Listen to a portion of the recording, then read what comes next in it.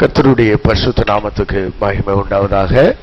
வாசிக்கலாம். நெகேமியா புஸ்தகம் 13ஆம் அதிகாரம் 2வது வசனத்தை வாசிங்க. நெகேமியா 13:2. சிலர் இப்பதான் தேடுறாங்க, அது எங்க இருக்குதுன்னு வேற தெரியலையானு. அவர்கள் என்றைக்கும் அந்த சாபத்தை ஆசீர்வாதமாக திருப்பின, எங்கள் தேவனுடைய சபைக்கு உட்படலாகாது என்று எழுதி இருக்கிறதாக காணப்பட்டது. அவங்க வாசிச்சது ஏதாவது புரிஞ்சுதாமா? ஏதாவது புரிஞ்சுதா? திரும்ப நாம எல்லாம் சேர்ந்து வாசிக்கலாமா? எல்லாரும் கையில பைபிள் வச்சிருக்கீங்கல்ல, வாசிங்க பார்க்கலாம். அவர்கள் என்றைக்கும் அந்த சாபத்தை ஆசீர்வாதமாக திருப்பின, எங்கள் தேவனுடைய சபைக்கு உட்படலாகாது என்று எழுதி இருக்கிறதாக காணப்பட்டது. Praise God. ஆமென். சரி, இப்ப நான் சொல்ற மாதிரி அதை சொல்லுங்க. எங்கள் சபை தேவனுடைய சபை. எத்தனை பேர் சொல்றீங்க எங்க சபை தேவனுடைய சபை? பேர் பாருங்க, நல்ல பேர்ல ஆனந்த பாக்கிய சபை. சொல்லுங்க, எங்கள் சபை தேவனுடைய சபை. அப்படியா ஒத்துக்கிறீங்களா? Praise God. அல்லேலூயா. இந்த தேவனுடைய சபை சாபத்தை ஆசீர்வாதமாக திருப்புகிற சபை. Praise Lord. அல்லேலூயா. சொல்லுங்க, எங்கள் சபை சாபத்தை ஆசீர்வாதமாக திருப்புகிற சபை. சொல்லுங்க, சாபத்தை ஆசீர்வாதமாக திருப்புகிற சபை. அப்ப நல்லா கவனிங்க, நீங்க சபைக்குட்பட்டது அப்படின்றது எவ்வளவு பெரிய பாக்கியம்னா, நம்ம வாழ்க்கையில் இருந்த எல்லா சாபத்தையும் மாத்துறதுக்கு ஆண்டவர் சபைக்குள்ள கொண்டு வந்திருக்கிறார். அல்லேலூயா.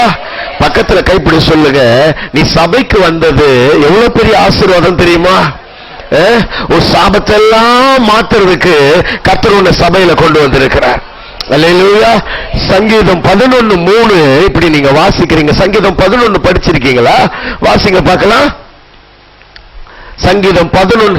அஸ்திபாரங்கள் நிர்மூலமாகிறது, நீதிமான் என்ன செய்வான்? அஸ்திபாரங்களே நிர்மூலமாயிடுச்சுன்னா நீதிமான் ஒண்ணும் பண்ண முடியாது. நல்லா கவனிக்கிறீங்களா? ஒரு பில்டிங் இருக்குதுன்னா அதுக்கு ரொம்ப முக்கியமானது என்னங்க? அஸ்திபாரம். அஸ்திபாரம் சரியில்லைன்னா மேல எவ்வளவு நீங்க செலவு பண்ணி கட்டினாலும், என்ன பிளான் பண்ணி கட்டினாலும் அஸ்திபாரம் சரியில்லைன்னா ஒண்ணும் பண்ண முடியாது இல்ல? அந்த மாதிரி அஸ்திபாரம் நிர்மூலமாகும் பொழுது நாம நீதிமானா இருந்தாலும் ஒண்ணும் பண்ண முடியாது. சில ஆட்கள் நினைக்கிறாங்க, நான் ரொம்ப கரெக்டா இருக்கையா, நான் ரொம்ப உண்மையா ஜெபம் பண்றேன், வேதம் வாசிக்கிறேன், நான் ஆலயத்துக்கு கரெக்டா போயிடுவேன், கர்த்தருக்கு கொடுக்கிற காரியங்களை நான் உண்மையா இருக்கிறேன், நல்லா ஊழியம் செய்யறேன், ஆனாலும் என் வாழ்க்கையில பெரிய மாற்றங்களோ ஆசீர்வாதங்களோ இல்ல அப்படின்னு அங்கலாய்க்கிற சில பிள்ளைகள் இருப்பாங்க. நான் சொல்றேன், அஸ்திபாரத்தை பாத்தீங்களா? உங்களோட பேஸ்மெண்ட் எதை அடிப்படையா வச்சிருக்குது? கவனிங்க, 2 அஸ்திபாரம் தான். ஒண்ணு நம்முடைய ஆரம்பம், முதல் அஸ்திபாரம் ஆதாமின் மூலமாக உண்டான அஸ்திபாரம். இப்ப கிறிஸ்துவின் மேல போடப்பட்டிருக்கிற அஸ்திபாரம். நாம் எல்லாம் முதல்ல ஆதாமுடைய சந்ததியா இருந்தோம். ஆமென். எத்தனை பேருக்கு தெரியும் நாம எல்லாம் ஆதாமுடைய சந்ததின்னு? அல்லேலூயா. ஆதாமின் வழியாக நம்ம அப்பா அம்மா வயிற்றுல இருந்து நாம வந்திருக்கிறோம். ஆமாவா இல்லையா? இது முதல் அஸ்திபாரம். இந்த அஸ்திபாரம் சரியில்லைன்னு தான் இப்ப மறுபடியும் இந்த அஸ்திபாரத்துல இருந்து கர்த்தர் வெட்டி எடுத்து, இந்த குடும்பத்தில இருந்து வெட்டி எடுத்து, இன்னும் சொல்ல போனா உங்களை கிளை முறிச்சு ஆண்டவர் வேற ஒரு அஸ்திபாரமாகிய கிறிஸ்துவிடத்துல உங்களை ஒட்ட வச்சிருக்கிறாரு. ஆமென். கிறிஸ்துவின் மேல அஸ்திபாரம் போட்டு புதிய குடும்பமா, புதிய சிருஷ்டியா உங்களை உருவாக்கி தேவன் அவருடைய சகல ஆசீர்வாதத்துக்கும் பங்குள்ளவர்களா நீங்க இருக்கணும்னு கர்த்தர் உங்களை உருமாற்றி இருக்கிறார். ஆமென். அதுக்குதான் சபையில கொண்டு வந்து வச்சிருக்கிறாரு. அல்லேலூயா. சொல்லுங்க, இது சாபத்தை ஆசீர்வாதமா திருப்புகிற சபை. அல்லேலூயா. சில ஆட்களுக்கு பாருங்க, அதனுடைய வேல்யூ தெரியாது. இந்த சபைக்குள்ள தேவன் நம்மளை கொண்டு வச்சிருக்கிறார் இல்லையா, அதனுடைய மேன்மை அவங்களுக்கு தெரியாது. தெரியாமலே காலமெல்லாம் வருத்தப்பட்டு இருப்பாங்க. பாருங்க, சாபம்னா என்னன்னு உங்களுக்கு தெரியுமா? உங்க வாழ்க்கையில சாபம் அப்படின்ற வார்த்தையோட பொருள் தெரியுமாமா? அது தெரியணும்னா நீங்க எப்பயாவது நேரம் கிடைச்சா உபாகமம் 28ஆம் அதிகாரம் 15வது வசனத்துல இருந்து கடைசி வசனம் வரைக்கும் வாசிச்சீங்கன்னா சாபத்துக்கான பொருளை நாம என்ன பண்ணலாம்னா கொஞ்சம் தெரிஞ்சுக்கலாம். இந்த சாபம் ஒருத்தருடைய வாழ்க்கையில இருந்ததுன்னு வைங்களேன், பலதரப்பட்ட இழப்புகளை, நஷ்டங்களை, பலவீனங்களை அவங்க வாழ்க்கையில தொடர்ந்தேச்சு அவங்க என்ன பண்ண வேண்டியது இருக்குன்னா சந்திச்சுக்கிட்டே இருக்க வேண்டியது இருக்கும். ஒரு மனுஷன் வாழ்க்கையில பாருங்களேன், ஆசீர்வாத குறைபாட்டுக்கு நிறைய காரணங்கள் இருக்கு. ஒருத்தருடைய வாழ்க்கையில ஆசீர்வாதங்கள் குறைபட்டதுக்கு நிறைய காரணம் இருக்கு. ஒருத்தருக்கு கைகளின் பிரயாசம் ஆசீர்வதிக்கப்படாமலே இருக்குன்னு வைங்களேன். அப்ப வேலை, எந்த வேலைக்கு போனாலும் ஆசீர்வாதம் இல்ல, எந்த வேலைக்கு போனாலும் நல்ல வருமானம் வரல, அந்த வருமானங்கள்லாம் அப்படியே ஒரு பொத்தலான பையில போட்ட மாதிரி செலவாயிடுது, கடன்ல செலவாயிடுது. அப்படின்னா இதுக்கு பின்னாடி நிறைய காரணங்கள் இருக்கலாம். ஆனா ஒரு காரணம் சாபம். ஒரு காரணம் சாபம். ஏன்னா கைகளின் பிரயாசத்தில் ஆசீர்வாதமே வராது. சிலருக்கு தொடர்ந்தேச்சியா பலவீனங்கள், பரம்பரை வியாதிகள், அடுத்தடுத்து வியாதிகள் இருந்துகிட்டே இருக்கும். இப்ப வியாதிகளுக்கும் நிறைய காரணங்கள் இருக்கு. ஆனா அதுல ஒரு முக்கியமான காரணம் சாபம். நல்ல ஞாபகம் வச்சுக்கணும் நீங்க. இதெல்லாம் ஒருத்தர் வியாதியா இருக்கணும், அப்போ சாபமா இருக்குமோன்னு முடிவு பண்ணிடக்கூடாது. பல காரணங்கள் இருக்கும், அதுல சாபமும் ஒன்றாக இருக்கலாம். வியாதி, திருமண தடைகள், கற்பத்தின் கனிகள் இல்லாம இருக்கிறது. அப்ப நம்ம குடும்பத்துல சமாதானம் இல்லாம எப்பவுமே சண்டை, பக்காக்க இருக்கிறவங்க எப்பவுமே சண்டை சச்சரவோட நமக்கு ஒரு நிம்மதியா நிலையான இடத்துல இல்லாம அலைந்து திரிகிற ஒரு வாழ்க்கை, தேவையில்லாத சத்துருக்கள் எழும்புது, இப்படி எக்கச்சக்கமான பிரச்சனைகள் சொல்லுது. கவனிங்க, அந்த 28ஆம் அதிகாரத்துல இது எல்லாம் சாபத்தினுடைய அடையாளங்களா நாம் அங்கே பார்க்கிறோம். இப்படி சாபம் பல வகைப்படும். அந்த சாபம் எப்படி ஒரு மனுஷனுடைய வாழ்க்கையில வருது அப்படின்னா கவனிக்கணும். இந்த உலகத்துல பொதுவா, அதாவது ரட்சிக்கப்படுறதுக்கு முன்னாடி சாபங்கள் எப்படி வருது, ரட்சிக்கப்பட்டதுக்கு பின்னாடி சாபம் எப்படி வர்றதுக்கு வாய்ப்பு இருக்குது, ரெண்டுமே தெளிவா புரிஞ்சுக்கணும் நாம. பிரைஸ் காட், அல்லேலூயா. ரட்சிக்கப்படுறதுக்கு முன்னாடி ஒருத்தருடைய வாழ்க்கையில சாபம் வருதுன்னா நான் சொன்னேன் இல்லையா, அஸ்திபாரம். ஏற்கனவே ஆதாமினுடைய மீறுதல்னால பாவமோ, பாவத்தினால சாபமோ இந்த மனுக்குலம் முழுவதையும் ஆண்டு கொண்டது. இந்த சாபத்துக்கு யாரும் நீங்களானவங்க கிடையாது. ரட்சிக்கப்படாத அத்தனை பேர் மேலையும் இந்த சாபம் இருக்கிறது. விளங்குதா உங்களுக்கு நான் சொல்றது? ஆமா, ரட்சிக்கப்படாத எல்லார் மேலையும் இந்த சாபம் இருக்கிறது. ஆதாமுடைய வம்சத்துல வந்த அத்தனை பேர் மேலையும் இந்த சாபம் இருக்கிறது. சரி, இந்த சாபத்தை நீக்கிறதுக்கு ஆண்டவர் என்ன பண்றாருன்னா நியாயப்பிரமாணம் என்ற ஒன்றை கொடுக்கிறார். இந்த நியாயப்பிரமாணத்தின்படி நீங்க வாழ்ந்தீங்கன்னா ஆசீர்வதிக்கப்பட முடியும். சாபம் நீங்கி ஆசீர்வாதமா இருக்கிறதுக்கு ஒரு வழி ஆண்டவர் கொடுக்கிறார். அதுதான் உபாகமம் 28:1-2 ஆண்டவர் அங்க சொல்லி இருக்கிறார். நீங்க இந்த நான் சொல்ற எல்லா கட்டளைகளையும் நியமங்களே நீங்க கை கொண்டு வாழ்ந்தா நான் உங்களை இந்த பூமியில் இருக்கிற எல்லா ஜாதிகளையும் உங்களை ஆசீர்வாதமா வைப்பேன் அப்படின்னு சொல்றார். அப்ப சாபத்துக்கு நீங்களாக ஒரு வழி நியாயப்பிரமாணம். இந்த நியாயப்பிரமாணத்தை ஒருத்தர் மீறார்னா அது மறுபடியும் சாபமா மாறிடும். பிரைஸ் காட், அல்லேலூயா. விளங்குதா உங்களுக்கு? ஆதாமின் மூலமா ஒரு பக்கம் சாபம் வருது, இரண்டாவது நியாயப்பிரமாணத்தை மீறுகிறதின் மூலமாக சாபம் மனுஷனுடைய வாழ்க்கையை ஆக்கிரமிக்கிறது, மூன்றாவதாக சில மனிதர்கள், சில பெரியவர்கள் நம்மளை பார்த்து சொல்ற வார்த்தையினால உண்டாகிற சாபம். யாக்கோபு என்ன பண்றாருன்னா அவருடைய பிள்ளை ரூபனை பார்த்து சபிக்கிறார். நீ மேன்மை அடைய மாட்ட அப்படின்றார். மேன்மை அடையல. அப்புறம் யோசுவா எரிகோ பட்டணத்துடைய கதவுகளை யார் வைக்கிறானோ அவன் வீட்டுல முதல்ல பிள்ளை இறந்துரும் சொல்றார். அப்படியே சாபம் பலிக்குது. சில பெரியவங்க நம்மளை பார்த்து சொல்றதுனால அவருடைய வார்த்தைகள் அப்படியே என்ன பண்ணும்னா பலிக்கிறதுக்கு வாய்ப்பு இருக்கிறது. அப்ப ஆதாமினுடைய மீறுதல்னால உண்டான சாபம் இங்க பாருங்க. இரண்டாவது நியாயப்பிரமாணத்தை மீறுதல்னால உண்டாகிற சாபம், மனுஷங்க நம்மளை பார்த்து சொல்றதுனால உண்டாகிற சாபம். இப்படி சாபம் பல விதத்துல ரட்சிக்கப்படுறதுக்கு முன்னாடி வரும். இந்த சாபத்தை பற்றி நாம கவலைப்பட தேவையில்லை. ஏன் அப்படின்னா இந்த சாபம் எல்லாவற்றையும் கர்த்தர் சிலுவையில மாற்றிவிட்டார். வாசிக்கிறீங்களா? கலாத்தியர் 3ஆம் அதிகாரம் 13வது வசனத்துல மரத்திலே தூக்கப்பட்ட எவனும் சபிக்கப்பட்டவன் என்று எழுதி இருக்கிறபடி கிறிஸ்து நமக்காக சாபமாகி நியாயப்பிரமாணத்தின் சாபத்திற்கு நம்மை, சொல்லுங்க எல்லாரும் சத்தமா சொல்லுங்க, நம்மை சாபத்திலிருந்து மீட்டுக் கொண்டார். அல்லேலூயா. சகல சாபத்திலிருந்தும் கர்த்தர் உங்களை என்னையும் மீட்டுக் கொண்டார். யார? யார? ரட்சிக்கப்பட்டவன, ஆண்டவராகிய இயேசு கிறிஸ்துவ சொந்த ரட்சகரா ஏற்றுக்கொண்டவங்கள, ரத்தத்தை விசுவாசிச்சவங்கள, கீழ்ப்படிந்தவங்கள, சபைக்குட்பட்டவங்கள, அவங்க மேல இந்த சாபம் என்ன பண்ணாதுன்னா பலிக்காது. Praise God. அல்லேலூயா, அல்லேலூயா. அப்ப கர்த்தர் சாபத்திலிருந்து நம்மள மீட்டு சபைக்கு கொண்டு வந்துட்டார். இப்ப சொல்றேன் பாருங்க, இத கொஞ்சம் கவனமா இருங்க. ஏன்னா சபைக்குள்ள வந்த பிறகு ஒருத்தர் சாபமான வாழ்க்கைக்குள்ள போகிறது அப்படின்றது ரொம்ப பரிதாபமான ஒரு நிலை. ஏன்னா சாபம் இல்லாத இடம் தான் சபை, சாபத்தை ஆசீர்வாதமா மாற்றுகிற இடம் சபை. Praise God. ஆமென். அங்க வந்துட்டு மறுபடியும் சாபத்துக்குள்ள போறதுன்றது எவ்வளவு பரிதாபமான ஒரு நிலை. ஆமாவா இல்லையா? புரியுதா உங்களுக்கு? எங்க வீடு நிறைய சாப்பாடு இருந்தா ஒருத்தன் பட்டினியில செத்தாம எப்படி இருக்குங்க? புரியுதா உங்களுக்கு? வீட்டுல 4 போர் வந்து ஒருத்தன் குளிர்ல செத்தானா எப்படி இருக்கும்? பரிதாபம் தானே. அப்ப சகல நன்மைகளும் இருந்து அந்த நன்மைகளை அனுபவிக்காமலே ஒருத்தன் சாகுறானா பரிதாபம். அதனால நாம எல்லாம் சபைக்குட்பட்டவர்கள், நம்ம வாழ்க்கைக்குள்ள எங்கெல்லாம் சாபம் வருது அப்படின்றத கொஞ்சம் நான் சொல்றேன். ஆனா பயப்பட தேவையில்லை, உங்களை பயமுறுத்துறதுக்காக இதை சொல்லல. இப்படிப்பட்ட சாபங்களையும் இந்த சபை ஆசீர்வாதமா மாற்றும். அல்லேலூயா. அதுக்காகத்தான் இந்த சபையை பற்றி கொஞ்சம் தெளிவா தெரிந்து கொள்ள வேண்டியது அவசியமா இருக்குது. கவனிங்க, முதல்ல எப்படி சாபம் உள்ள வருகிறது? எபிரேயர் 6ஆம் அதிகாரத்துக்குள்ள நீங்க போனீங்கன்னா அங்க சில வசனத்தை நாம் வாசிப்போமானால், எபிரேயர் 6ஆம் அதிகாரத்துல 7-8 வசனங்களை நீங்க வாசிச்சீங்கன்னா, எபிரேயர் எப்படி எனில் தன்மேல் அடிக்கடி பெய்கிற மழையை குடித்து, தன்மேல் அடிக்கடி பெய்கிற மழையை குடித்து, தன்னிடத்தில் பயிரிடுகிறவர்களுக்கு ஏற்ற பயிரை முளைப்பிக்கும் நிலமானது தேவனால் ஆசீர்வாதம் பெறும். முட்செடிகளையும் புண்டுகளையும் முளைப்பிக்கிற நிலமோ தகாததாயும் சபிக்கப்படுகிறதற்கு ஏற்றதுமாயும் இருக்கிறது. கவனிங்க, இந்த எபிரேய நிருபத்தினுடைய ஆசிரியர் சொல்றாரு, தன்னிடத்தில் பயிரிடுகிறவர்களுக்கு ஏற்ற பயிரை முளைப்பிக்கிற நிலமானது. உங்களுக்கு தெரியும் நிலம்னா என்னமா? ஒரு நிலம் இருக்குது. இங்க நீங்க யாராவது இங்க கிராமத்துல இருந்து வந்திருக்கீங்களா?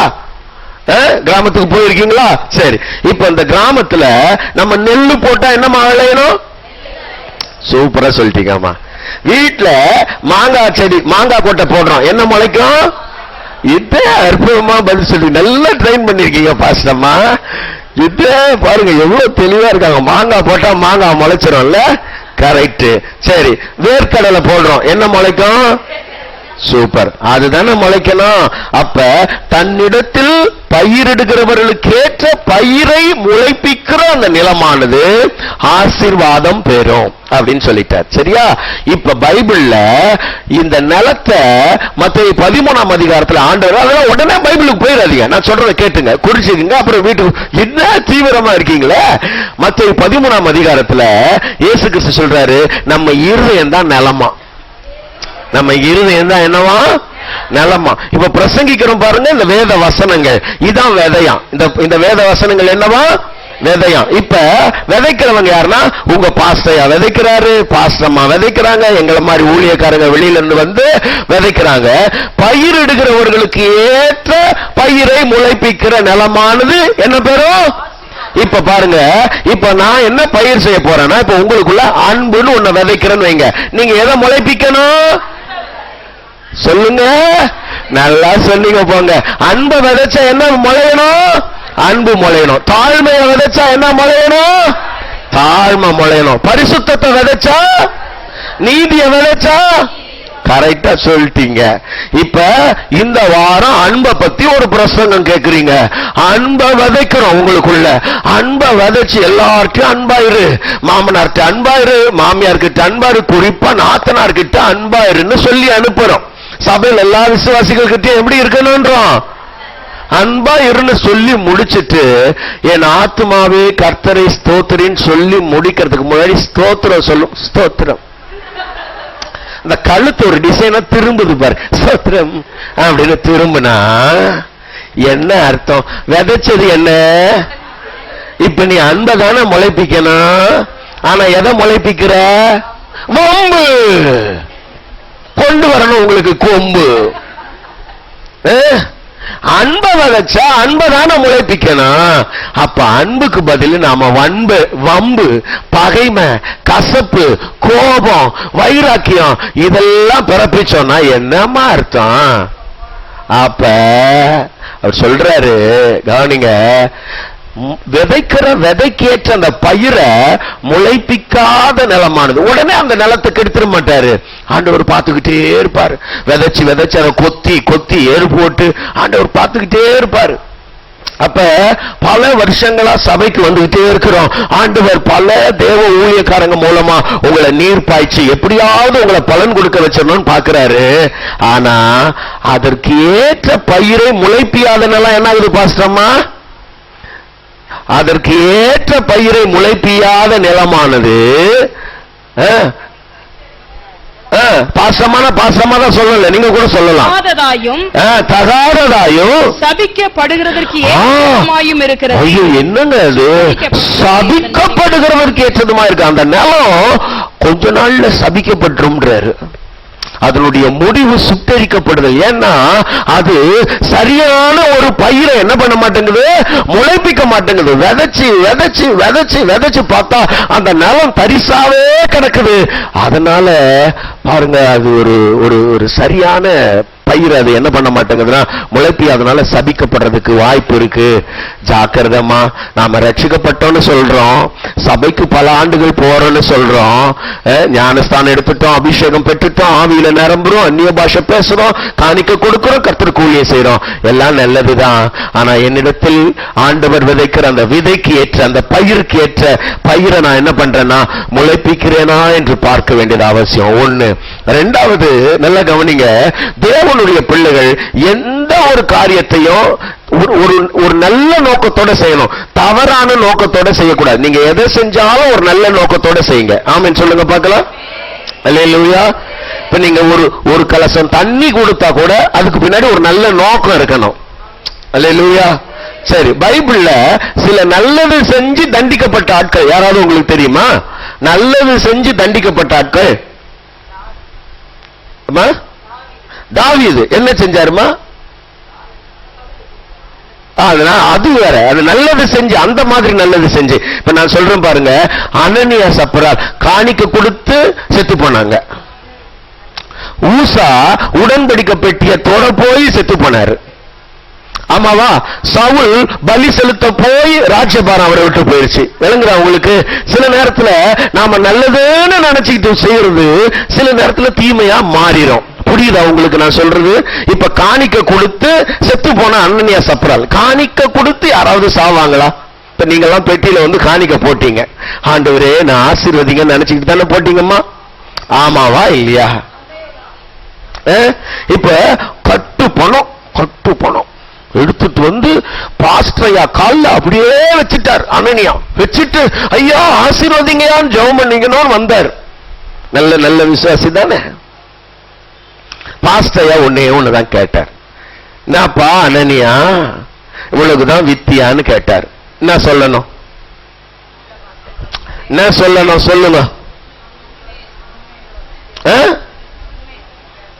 உண்மையை சொல்லணும். இப்ப உண்மையை சொல்லல, சரி ஒரு பொய் சொல்லிட்டாரு, ஒரு பொய் சொல்றதுக்காகவா செத்துருவாங்க? சொல்லுங்க, நீங்க மனசுல கை வச்சு சொல்லுங்க. அப்படின்னா நம்மளாம் இன்னைக்கு சர்வீஸ்க்கு வந்திருப்போம். நீங்களும் வந்திருக்க மாட்டீங்க, நானும் வந்திருக்க மாட்டேன். கரெக்டா சொல்லிட்டீங்க. அப்போ ஒரு பொய் சொன்னா செத்துருவோம்னா நம்ம யாராவது இங்க இருப்போமா? யோசிச்சு பாருங்கம்மா. கீபோர்டு பிளேயர் யாரும் இருக்க மாட்டோம். கரெக்டா? அப்ப இங்க பொய்க்காக ஆண்டவர் தண்டிச்சிருப்பார்னு நினைக்கிறீங்க? அதுதான் வேதத்தை கொஞ்சம் கவனிச்சு படிக்கணும். நம்ம ஒரு பொய் என்றது இங்க விஷயம் இல்ல, பொய்யை தாண்டி ஒண்ணு இருக்குது. நல்லா கவனிங்க. எல்லாரும் தங்களுடைய ஆஸ்திகளை விற்று அப்போஸ்தலருடைய பாதத்துல கொண்டு வந்து வைத்தார்கள். சரியா? எல்லாரும் செஞ்சாங்க. அப்ப அனனியா அனனியாவும் சப்புராலும் வித்து, கவனிங்க, நிலத்தில் ஒரு பங்கை வஞ்சித்து வைத்து இப்ப கொண்டு வந்து காணிக்க பாதி கொடுத்துட்டு இவ்வளவுக்கு தானா விற்றீர்கள்னா ஆமான்னு சொல்றான். அப்ப என்ன அர்த்தம்னா, நான் வித்த மொத்தத்தையும் காணிக்கையா கொடுத்துட்டேன்னு சொல்றான். அதாவது இப்ப பாஸ்டர் என்ன தப்பா நினைக்க கூடாது. எல்லாரும் ஃபுல்லா கொடுக்கறாங்க, நான் மட்டும் பாதி கொடுத்தா இந்த பேதுரு என்ன நினைப்பாரு? தப்பா நினைப்பார்ல. அதனால ஃபுல்லா கொடுத்த மாதிரி ஒரு கணக்கு காட்டணுமா இல்லையா? தவறான இன்டென்ஷன். நாம எதை செஞ்சாலும் அத மனுஷனுக்குன்னு செய்யாம யாருக்குன்னு செய்யணும்? கர்த்தருக்கென்று செய்ய வேண்டும். அல்லேலூயா. புசித்தாலும் குடித்தாலும் அதை கர்த்தருக்குன்னு செய்யணும். எந்த ஒரு காரியத்தை செஞ்சாலும் மனுஷங்களை பிரியப்படுத்துறதுக்கு செய்ய வேண்டாம். அல்லேலூயா சொல்லுங்க பார்க்கலாம். அல்லேலூயா. கவனிங்க, ஒரு சில நேரங்கள்ல நாங்க உங்களை மதிக்கணும், நாங்க உங்களை மெச்சிக்கணும்னு நீங்க செய்யறது இருக்குல்ல, அது ஒருவேளை தேவனை துக்கப்படுத்துற காரியமா ஆயிடக்கூடாது. இந்த அனனியாவும் சப்புராலும் அப்படித்தான் ஊழியக்கார மத்தியில நல்ல பேர் எடுக்கணும்னு ஆண்டவருடைய பார்வையில ஆகாத ஒண்ணு செஞ்சிட்டாங்க. தவறான இன்டென்ஷன். கவனிங்க, அதே போல அப்போஸ்தலர் 8ஆம் அதிகாரத்துல சீமோன் என்கிறதான ஒரு மாயவித்தக்காரன் இருந்தான். அவரை பாருங்க, பேதுரு அவனை சபிக்கிறார். நீ கசப்பான பிச்சிலும் பாவ கட்டிலும் அகப்பட்டிருக்கிறதாக காண்கிறேன்னு அவனை சபிச்சு, அவர் பாருங்க, நீ ஒருவேளை மனம் திரும்பி தேவன் ஒருவேளை உனக்கு இறங்கினாலும் என்ன பண்ணலாம்? இறங்கலான்னு சொல்றாரு. அதுக்கு காரணம் என்ன பாருங்களேன், ஆண்டவர்கிட்ட போய் எனக்கு வரம் தாங்க, எனக்கும் என்ன தாங்க? பரிசுத்தாவினுடைய அபிஷேகம் தாங்க, நானும் யார் மேல எல்லாம் கை வச்சு ஜெபம் பண்றனோ அவங்களுக்கும் அந்த கிருபை வேணும். இது என்ன தப்பா? தப்பு இல்ல தானே? ஆனா ஏன் அப்படி சபிச்சாரு? அப்ப நல்லா கவனிங்க, தேவனுடைய வரத்தை பணத்தினாலே கொள்ளலாம் என்று நீ தப்பான எண்ணம். அப்ப இங்க பாருங்க, இவன் என்னன்னா பணம் கொடுத்து இந்த வரத்தை வாங்கிட்டோம்னா, ஏற்கனவே அவன் என்ன பிசினஸ் பண்ணிட்டு இருந்தான்னா, அந்த ஊர்ல மாய வித்தை பண்ணி தன்னை தேவனுடைய பெரிதான சக்தியா என்ன பண்ணிட்டு இருந்தானா, விளங்க பண்ணி கொண்டிருந்தானா. அந்த ஊர்லயே பெரிய ஆளு தான் தான் காட்டிக்கிட்டு இருந்தான். இப்ப இந்த வரம் கிடைச்சிருச்சுன்னு வைங்க, இப்ப என்ன பண்ணிடுவான்? பிசினஸ் டெவலப் பண்ணிடுவான், நான் தான் பெரிய ஆளுன்னு. அப்ப தவறான நோக்கம். நல்லா கவனிங்க, ஆண்டவர் நமக்கு சில தாளந்துகளை கொடுப்பாருனா, சில வரங்களை கொடுப்பாருனா, கர்த்தர் உயர்ந்திருக்கணும், நாம சிறுகணும். அவர் பெருகணும், நாம சிறுகணும். அவரை உயர்த்துறதுக்கு தான் வரங்கள் கிருபைகள் எல்லாம், நம்மள பெருசா காட்டுறதுக்கு கிடையாது. அப்படிதானே? ஆமாவானே? ஆமா. கவனிங்க, நாம ஏதோ பெரிய ஆளுன்னு நினைச்சுக்கிறதுக்கு இல்ல. எல்லா கிருபையினாலும் கர்த்தரை உயர்த்தணும். அவர்தான் பெரியவர், அவர்தான் உன்னதர், அவர்தான் மகா பரிசுத்தர். அவருக்கு முன்பாக நாம் அத்தனை பேரும் முழங்கால் படிட்டு நம்மளை தாழ்த்தி ஆண்டவர்கிட்ட ஒப்பு கொடுக்கணும். ஆமென் சொல்லுங்க பார்க்கலாம். அப்ப தவறான நோக்கங்கள் சாபத்தை உண்டாக்கிறோம். கலாத்தியர் 1ஆம் அதிகாரம் 8-10 வசனங்கள் வரையில கவனிங்க, யாராவது ஒருத்தர் இந்த வேத வசனங்களை புரட்டுனாங்கன்னா அவங்க வாழ்க்கையில சாபம் வரும் அப்படின்னு பவுல் சொல்றாரு. கவனிங்க, வேத வசனத்தை ஒண்ணே என்ன பண்ணக்கூடாது? கூட்டவோ குறைக்கவோ கூடாது. நாங்கள் உங்களுக்கு பிரசங்கித்த சுவிசேஷத்தை அல்லாமல் வேற ஒரு சுவிசேஷத்தை ஒருத்தன் கொண்டு வந்தானா அவன் சபிக்கப்பட்டவன் சொல்றாரு. அல்லேலூயா சொல்லுங்க பார்க்கலாம். அப்ப நல்லா கவனிங்க, நீங்க யாராவது ஆண்டவருடைய வசனத்தை மற்றவங்களுக்கு சொல்றீங்கன்னா ரொம்ப கவனமா நிதானமா சொல்லணும். தெரியாதெல்லாம் சொல்லிடக்கூடாது, மாத்தி சொல்லிடக்கூடாது. உள்ளதுன்னு இல்லத இல்லதுன்னு சொல்லிடணும், தெரியலன்னு சொல்லிடணும். எனக்கு தெரியாதுன்னு சொல்லிடலாம், தப்பு இல்ல. தப்பான சொல்லி மக்களை தப்பா என்ன பண்ணிடக்கூடாது? வழி நடத்திடக்கூடாது. எந்த ஊழியத்துக்கு எங்க போனாலும் சரி, சரியா சொல்றதுக்கு படிக்கணும். ஆமே. அப்ப தவறான சுவிசேஷம் சொல்றது ஒருத்தனை சபிக்கப்பட்டவனா மாத்திரும். கடைசியா கவனிங்க, நான் முதல்ல சொன்னேனே, என்ன சொன்னேன்? முதல்ல சொன்னேன்மா, இந்த வசனத்தை வாசிங்க, அது புரிஞ்சிடும் உங்களுக்கு. 1 கொரிந்தியர் 16:22 வாசிங்க பார்க்கலாம். 1 கொரிந்தியர் 16:22. ஒருவன் கர்த்தராகிய இயேசு கிறிஸ்துவினிடத்தில் அன்பு கூறாமல் போனால் அவன் சபிக்கப்பட்டவனாய் இருக்க கடவன். பாருங்களேன், உங்களுக்கு தெரியும், உலகத்துல இருக்கிற ஒருத்தன் ஏற்கனவே சபிக்கப்பட்டவன் தான். ஆண்டவர்கிட்ட அன்பு கூறாதவன், ஆதாமுக்குள்ள இருக்கிறவன் சபிக்கப்பட்டவன் தான். சபிக்கப்பட்டவன மறுபடியும் பவுல் ஏன் சபிக்கப்பட்டவன்றாரு? புரியலையா உங்களுக்கு? கர்த்தராகிய இயேசுவிடத்தில் அன்பு கூறாமல் போனால் அவன் சபிக்கப்பட்டவன்றாரு. அவன் தான் ஏற்கனவே சபிக்கப்பட்டவன மறுபடியும் சபிக்கப்பட்டவன் சொல்லணுமா இங்க?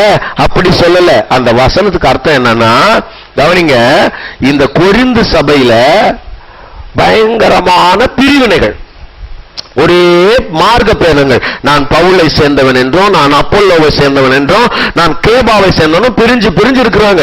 யாருக்குள்ளேயும் ஒரு ஒன்னஸ் இல்ல, யாருக்குள்ளேயும் ஒரு ஐக்கியம் இல்ல. ஒருத்தரோட ஒருத்தர் என்ன பண்ணிக்க மாட்டாங்க, பேசிக்க மாட்டாங்க. இந்த சிஸ்டர் வீட்டுல ஜெபக்கூட்டம் வச்சா 2 சிஸ்டர் வர மாட்டாங்க, அந்த சிஸ்டர் வீட்டுல வச்சா இவங்க போக மாட்டாங்க. அந்த மாதிரி ஒரே பிரச்சனை. ஆமா, அவங்க நமக்கு செட் ஆகாது, அவங்க நமக்கு செட் ஆகாதுன்னு அப்படி பிரிஞ்சு இருக்கிறாங்க. அப்ப ஆண்டவர் சொல்றாரு, கர்த்தராகிய இயேசு கிறிஸ்துவிடத்தில் அன்பு கூறாமல் போனால். அப்படின்னா என்ன அர்த்தம்னா, கவனிங்க, இயேசு கிறிஸ்து சொல்றாரு, காண்கிற சகோதரனிடத்தில் நீ அன்பு கூறலனா காணாத தேவனிடத்தில் நீ எப்படிப்பா அன்பு கூறுவ? அல்லேலூயா. பார்க்கிற மனுஷனை உன்னால நேசிக்க முடியலனா பார்க்காத தெய்வத்தை நீ எப்படி அன்பு செலுத்துவ அப்படின்னு கேட்கிறாரு. அல்லேலூயா. அப்ப நாம இங்க பார்க்கிற சகோதரனை நேசிக்கிறது தான் தேவனை நேசிக்கிறதுக்கு அடையாளம். இங்க ஒருத்தர் நாம அன்பா இருக்கிறது. அதுவும் எப்படி சொல்றாரு, ஒன்றிய ஒன்ன டீட்டெயிலா படிச்சீங்கன்னா, அவர் நம்மளை நேசிச்ச மாதிரியே அவரு நம்மளை எப்படி நேசிச்சாரு? ஜீவனை கொடுத்து நேசிச்சார். Very good. நாம இருக்கிற வண்ணமாகவே நம்மளை நேசிச்சாரு. நாம எவ்வளவு குறைவுகளோட, எவ்வளவு பலவீனத்தோட, எவ்வளவு தவறுகளோட இருந்தோமோ அப்படியே நம்மளை நேசிச்சாரு. அப்படியே நம்மளை நேசிச்சு நம்மளை கழுவி சுத்திகரிச்சு நம்ம மேல பொறுமையா இருந்து சொல்லி கொடுத்து திருத்தி நம்மளை உருவாக்கிட்டு வர்றார். அதே மாதிரி தான் நாம ஒருத்தர் நேசிக்கணுமாமா. நாம இருக்கிற வண்ணமாகவே ஒருத்தர் ஏத்துக்கணுமா? அல்லேலூயா சொல்ல மாட்டீங்களே? நாம என்ன நினைக்கிறோம் தெரியுமா, இயேசு கிறிஸ்து மாதிரி ஒருத்தர் இருந்தா ஏத்துக்குவோம். ஆனா நம்மள மாதிரி ஒருத்தர் இருந்தா நம்மளால என்ன பண்ண முடியாது, நம்மள மாதிரி இருந்தா கூட ஏத்துக்க முடியாது. புரியுதா உங்களுக்கு? பாருங்க, நீங்க செய்யற தவறுகளை இன்னொரு ஆள் செஞ்சோம், அது எப்படி அவன் செய்ய போச்சு அப்படின்னு. அப்ப கர்த்தராகிய இயேசு கிறிஸ்துவிடத்தில் அன்பு கூறுதல்னா அது இயேசு கிறிஸ்துவிடத்தில் அன்பு கூறுதல்னு அர்த்தம் இல்ல, அவருடைய சரீரமாகிய சபையினிடத்தில் அன்பு கூறுதல். ஆமென். அத சரியா செய்யலன்னா சாபம் வரும். கவனிங்க, இப்ப இந்த 2வது பகுதியை பற்றி நீங்க கொஞ்சம் கவனமா இருங்க.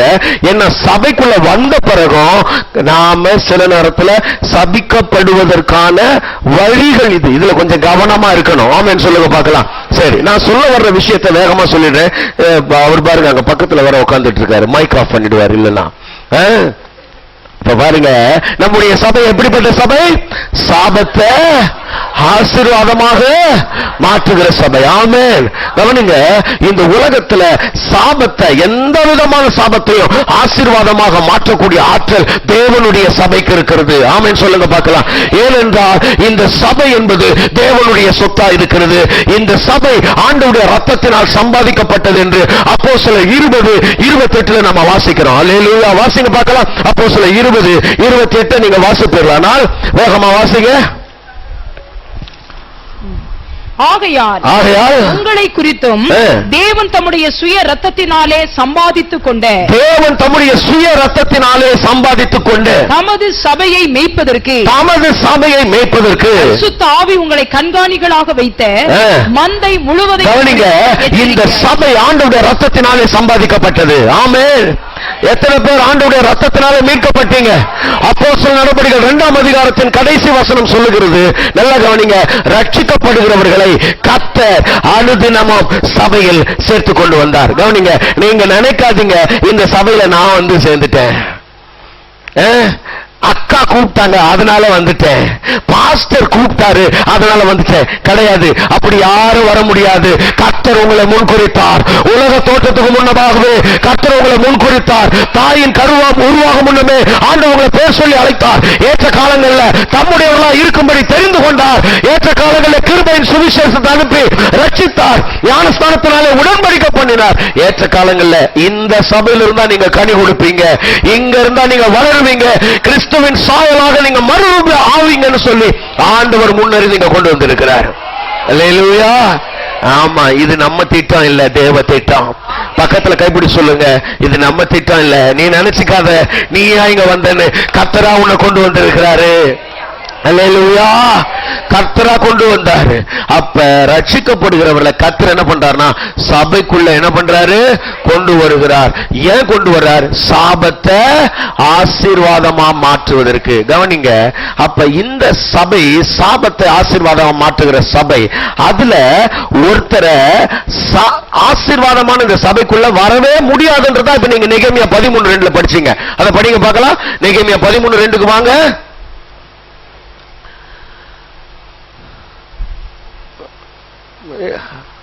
அதுல ஒரு விரல அதுல வச்சுக்கிட்டே இருங்க. நெகேமியா 13:2 மூடிடாதீங்க. அவர்கள் என்றைக்கும் அந்த சாபத்தை ஆசீர்வாதமாக திருப்பின எங்கள் தேவனுடைய சபைக்கு உட்படலாகாது. அவர்கள் கவனிங்க, அவர்கள் உட்படலாகாது. என்னன்னைக்கும் இந்த சபைக்குள்ள அவங்க வரவே நான் அனுமதிக்க மாட்டேன்றார் ஆண்டவர். அவர்கள் இந்த சபைக்குள்ள வர்றதுக்கு நான் என்ன பண்ண மாட்டேன். ஆமா, அப்படி சொல்லிட்டாரு. அப்ப நான் எதுக்காக இதை சொல்றேன்னா, இந்த அவர்கள் அப்படின்னு ஒரு குரூப் ஆஃப் பீப்புள் ஆண்டவர் சொல்றார். ஒரு மக்கள் கூட்டத்தை அவங்க நான் உள்ள விடவே மாட்டேன் சபைக்குள்ள அப்படின்னு சொல்றாருல்ல. ஆனா அவங்களை கூட ஆண்டவர் என்ன பண்றாருன்னா பின்னால ஏத்துக்கிறாரு. அல்லேலூயா. ஆமா, ஒரு கூட்டத்தை, அது யாருன்னு நான் இப்ப உங்களுக்கு காட்ட போறேன். ஒரு கூட்டத்தை சொல்றாரு, இந்த கூட்டத்தை மட்டும் நான் உள்ள விடவே மாட்டேன் அப்படின்றாரு. அதுக்கு பிறகு அவங்களையே என்ன பண்றாருன்னா உள்ள சேர்த்துக்கிறாரு. அல்லேலூயா. அதனால தான் சபை எவ்வளவு முக்கியமானதுன்றதை நான் உங்களுக்கு காண்பிக்கிறேன். அந்த அவர்கள்ன்றது யாரு? முதல் வசனத்துக்கு போங்க. அன்றைய தினம் ஜனங்கள் கேட்க மோசேயின் புஸ்தகத்தை வாசித்தார்கள். அதிலே அம்மோனியரும் மோவாபியரும் இஸ்ரவேல் புத்திரருக்கு அப்பமும் தண்ணீரும் கொடுக்க எதிர்கொண்டு வராமல் அவர்களை சபிக்க அவர்களுக்கு விரோதமாய் பீலையாமை கூலி பொருந்தி கொண்டபடியினால் அவர்கள் என்றைக்கும் அந்த சாபத்தை. இந்த அவர்கள் அப்படின்னு யார சொல்றாருன்னா அம்மோனியர் மோவாபியரை பத்தி சொல்றாரு. எல்லாரும் சொல்லுங்க, அம்மோனியர் மோவாபியர். நல்லா சொல்லுங்க, அம்மோனியர் மோவாபியர். இந்த அம்மோனியரும் மோவாபியரும் யார் தெரியுமாங்க? நல்லா சொல்றீங்க. வெரி குட், ஹalleluya. நல்லா உங்களுக்கு நீங்களே கை தட்டிக்க பார்க்கலாம். லோத்தோட சந்ததி. சரி, நல்லா கவனிங்கம்மா. இப்ப கர்த்தர் கல்தேயா என்கிறதான தேசத்துல ஆபிரகாம் இருந்தாரு. ஆண்டவர் ஆபிரகாமுக்கு தரிசனமாகி நான் காண்பிக்கிற தேசத்துக்கு போ, உன்னை நான் பெரிய ஜாதி ஆக்குவேன்னு ஆண்டவர் ஆபிரகாம் அழைச்சாரு. ஆபிரகாமுக்கு வாக்குத்தத்தங்களை கொடுத்தாரு. ஆபிரகாம் ஆசீர்வதித்து பெரிய ஜாதியாகவும் மாத்தினாரு. இப்ப ஆபிரகாமோடு கூட இருந்தா அவருடைய அண்ணன் மகனாகிய லோத்து. கர்த்தர் அவரை அழைக்கல, அவருக்கு எந்த வாக்கு தத்தங்களும் கொடுக்கல. ஆனாலும் அவர் கூட நான் வரேன்னு சொல்லிட்டு ஆபிரகாமோட வந்துட்டார். வந்ததுனால என்ன பெனிஃபிட்னா நீங்க தெரிஞ்சுக்கங்க. என்ன நடந்துச்சு? ஆதியாகமம் 13ஆம் அதிகாரத்துல லோத்துவுக்கும் ஏராளமான ஆடுகளும் மாடுகளும் கழுதைகளும் ஒட்டகங்களும் வேலைக்காரிகளும் உண்டாயிருந்தார்கள். அவருடைய சம்பத்து பூமி தாங்க முடியாத அளவுக்கு அவருடைய ஆஸ்தி மிகுதியாச்சா. அவங்க 2 பேரும் ஒரே இடத்துல குடியிருக்க முடியாத அளவுக்கு, பூமி தாங்க முடியாத அளவுக்கு ஆசீர்வாதம். ஆமென் சொல்லுங்க பார்க்கலாம். பக்கத்துல கைப்பிடி சொல்லுங்க, பவர் ஆஃப் ஃபெலோஷிப். நீ யாரோட சேர்றையோ அது ரொம்ப முக்கியம். சரியான ஆளுங்க கூட இருந்தாலே ஆசீர்வாதம் வந்துடும். அல்லேலூயா சொல்லுங்க. பக்கத்துல கைப்பிடி சொல்லுங்க, சரியான ஆளோட இருக்கணும். ஆமா, சும்மா தேவையில்லாத ஆட்களோட சேர்ந்தாலே நமக்கு பெரிய பிரச்சனை ஆயிரும். சில ஆட்களோட இருந்தீங்கனால தேவையில்லாத வராத ஒம்பலாம் வரும். ரொம்ப கவனமா இருக்கணும். யாரோட ரொம்ப நேரம் செலவு பண்றீங்க, யாரோட ரொம்ப நேரம் பேசுறீங்க போன்ல, யாரோட நட்பு பாராட்டுறீங்க, அது ரொம்ப கவனமா இருங்க. ஆபிரகாம் கூட இருந்ததுனாலே ஆசீர்வதிக்கப்பட்டார். சரி, அப்ப ஒரு டைம் வருது, என்ன இவங்க பாருங்க, இந்த சம்பத்து தாங்க முடியாம பிரிய வேண்டிய சூழ்நிலை வருது. இப்ப லோத்து என்ன பண்றாரு தெரியுமா? நைஸா அவங்க சித்தப்பா கிட்ட வந்து, சித்தப்பா இந்த மாதிரி பிரச்சனை ஆயிட்டு இருக்குது, நான் எங்கேயாவது தனியா போலான்னு நினைக்கிறேன். இந்த பிரிஞ்சு போகணும்னு நினைக்கிறவன் பாத்தீங்கன்னா எதுடா சாக்கு கிடைக்கணும் பார்த்துக்கிட்டே இருப்பான். தெரியுமா? தெரியுமா உங்களுக்கு? ஒருத்தன் நம்மளை விட்டு பிரியணும்னா எதுடா சாக்கு கிடைக்கும்னு பார்த்துக்கிட்டே இருப்பான். அந்த சாக்கு கிடைச்ச உடனே இதனாலதான் நாங்க அங்க இருந்து பிரிஞ்சிட்டோம். இல்லையா? சொல்ல மாட்டீங்களே? ஆமா, தனி கொடுத்தனும் போனோம்னு நினைக்கிற மருமகள், சபையை விட்டு போனோம்னு நினைக்கிற விசுவாசிகள், இவெல்லாம் அப்படியே வேலையை விட்டு நிக்கணும்னு நினைக்கிற ஆட்கள் என்னடா சாக்கு கிடைக்கும்னு பார்த்துக்கிட்டே இருப்பான்.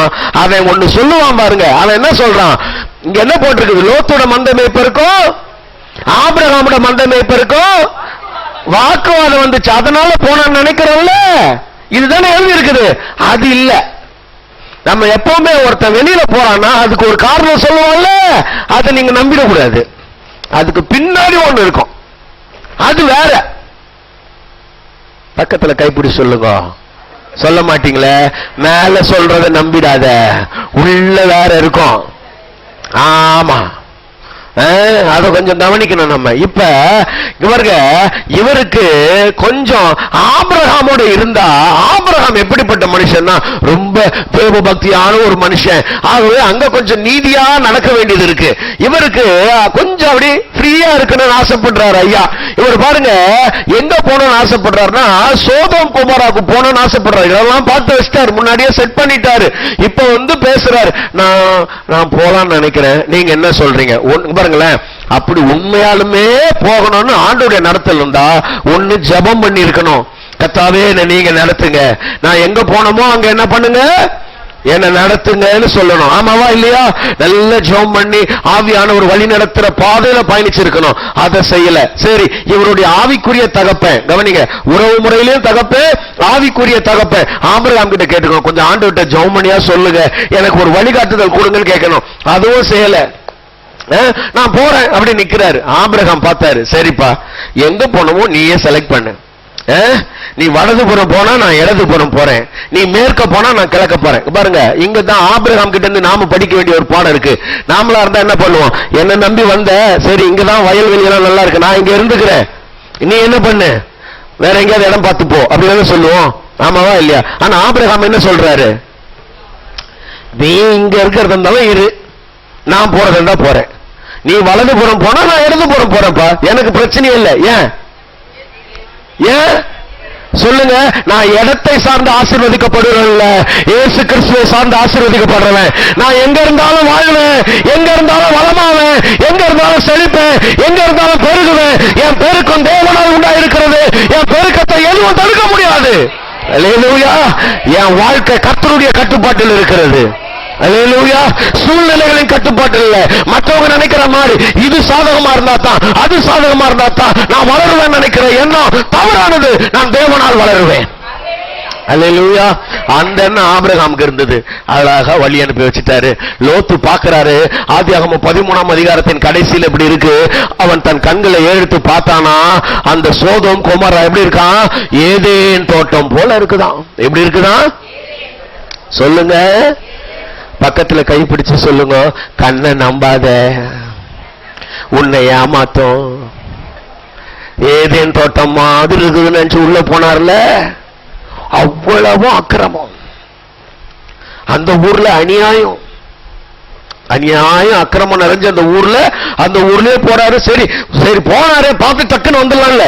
அங்கேயே வீடு வாங்கிட்டாரு, கட்டிட்டாரு. தலைவர் அந்த ஊர்லயே பெரிய மனுஷன் ஆயிட்டார், தௌலத் ஆயிட்டார். தௌலத்துனா தெரியுமா உங்களுக்கு?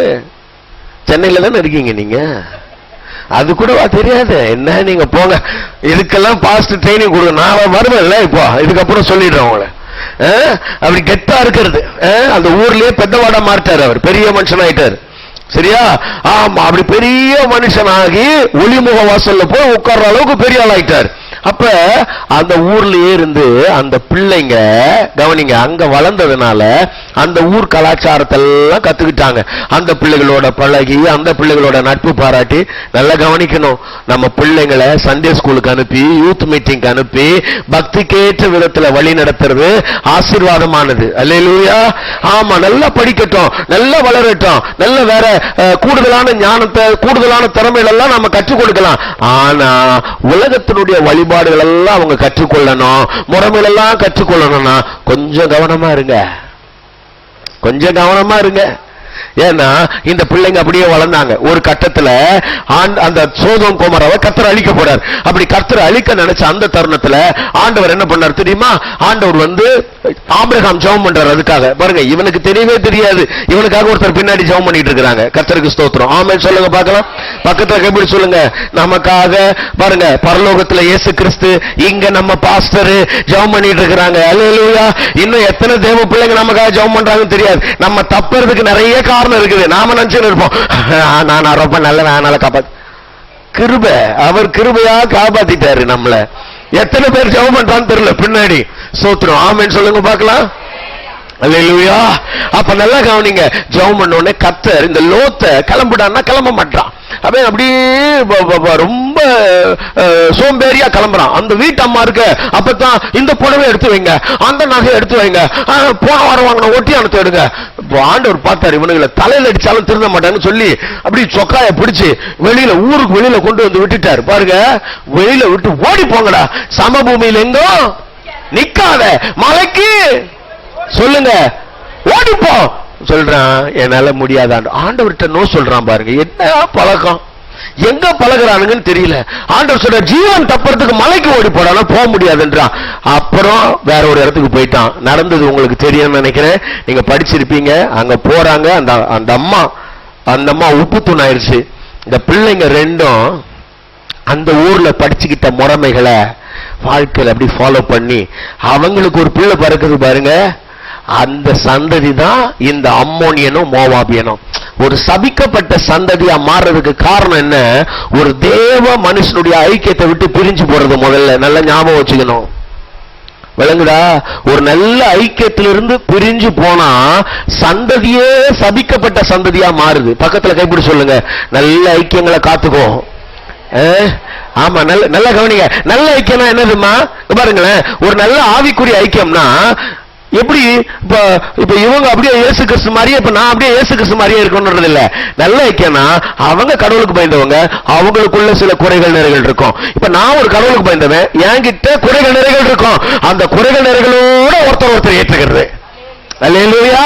கிறிஸ்து அப்படித்தான் நம்மள ஏற்றுக்கிட்டாரு. ஆமென். அந்த ஐக்கியம் கிட்ட கூடாது. நான் அப்ப இயேசு கிறிஸ்து மாதிரி இருக்கிறவங்க கூட தான் சேருவேன்னா என்ன ஆகுறது? யாருமே எங்க யாரு கூட என்ன பண்ண முடியாது, சேரவே முடியாது. அப்ப அந்த பிரிவு சாபமாச்சு. சரி, இது சபிக்கப்பட்ட சந்ததியாவே வருது. இது ஒரு பக்கம். இன்னொரு பக்கம் பாருங்க, பிரிவினால சபிக்கப்பட்ட சந்ததியா மாறினாங்கன்னு சொன்னா, ஆனா இங்க ஆண்டவர் சபிக்கிறதுக்கு இன்னொரு முக்கியமான காரணத்தை சொல்றாரு. மறுபடியும் வாசிங்க 13:1. என்ன இப்படி போனா என்ன